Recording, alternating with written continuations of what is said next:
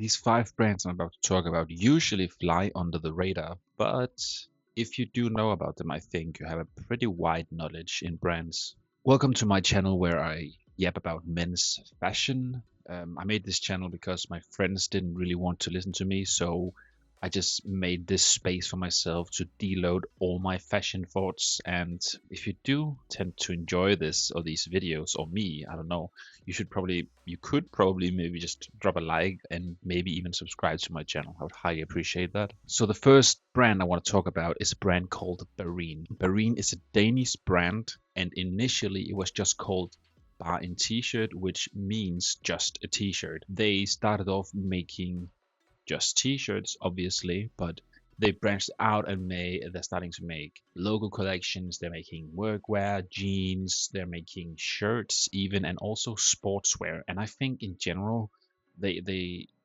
do a pretty good job in their collections. The thing about Perrine is that every collection is very different from one another, so it's not very consistent when it comes to like brand image. In my opinion, I think the image of the brand changes for the consumer every collection because every collection is so different from the brand, in my opinion, and they can't really seem to find one path and be consistent with one path. They kind of change direction all the time, which is quite confusing for the consumer. But I think overall it's a great brand. I own a few pieces from it, and I think it's decent quality and decent design and decent fits. So yeah, I would definitely recommend the brand, and you should definitely check them out. The second brand is called Peril Studios. This is absolutely one of my favorite brands of all time. I own a few pieces from them, pair of pants, t-shirts, crew necks, and all that. It's a brand that is inspired from apparel, so it's called Peril Studios, based in Denmark. The thing they do is that they take outdoor wear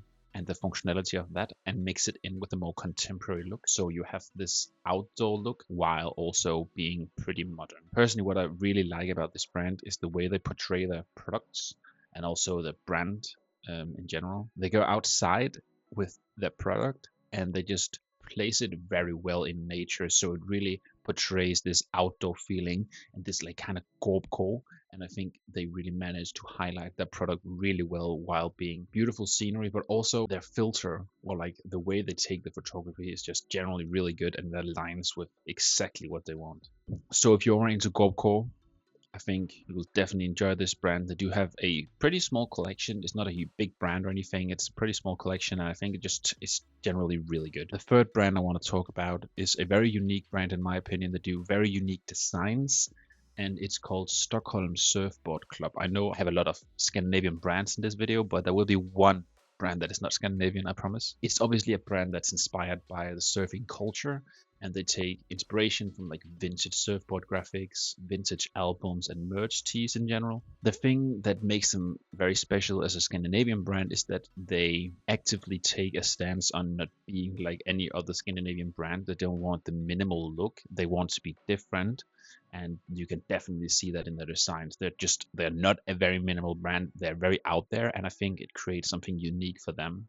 So yeah, you should definitely go and check out the designs. The co-founder was also at Acne Studios beforehand, so you can definitely see that some of the silhouettes and all that has inspiration from his work at Acne Studios. But I think you should definitely check it out if you're into surfing or just want to check out the designs. This fourth brand is a very nice brand. I own a lot of pieces in this brand. I think they're doing a really good job on taking traditional wear and having this contemporary everyday look. The brand is called Another Aspect, and also a Danish brand based out of Copenhagen. One of the things they take pride in is their high quality clothes, and they want their consumers to actively take more conscious decisions when purchasing clothes. So they also have this sustainable angle on the brand, and they want to inspire the consumers to actually make more conscious decisions, which is pretty cool as well. Again, I think the creative direction is very nice. They take their products and this traditional wear in a very low-key cafe, and they take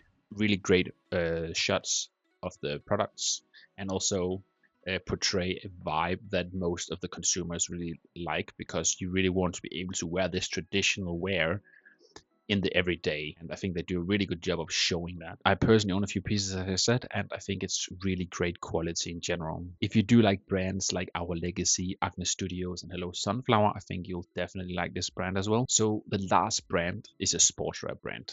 I couldn't make this video without including a sportswear brand because I really love doing sports and I want to include more sportswear brands in the videos as well. And this is definitely my favorite running brand this year. It's called Optimistic Runners. I've actually known them for like quite a few years now, and I've been following them since they started out. Optimistic Runners is a very minimalistic brand. They take pride in their community and social gatherings, and hence the name called Optimistic Runners. What they really want to do is capture the essence of the community and the positive vibes of the community, and they created Optimistic Runners based on that. So if you're into running or just being active in general, I think you should definitely check out this brand. I personally own a bag from them, but I do plan to own more in the future. So this was 5 brands that I genuinely find interesting. If you already knew about them or some of them, let me know in the comments, please, and let me know if you want videos like this in the future as well. Thank you for watching.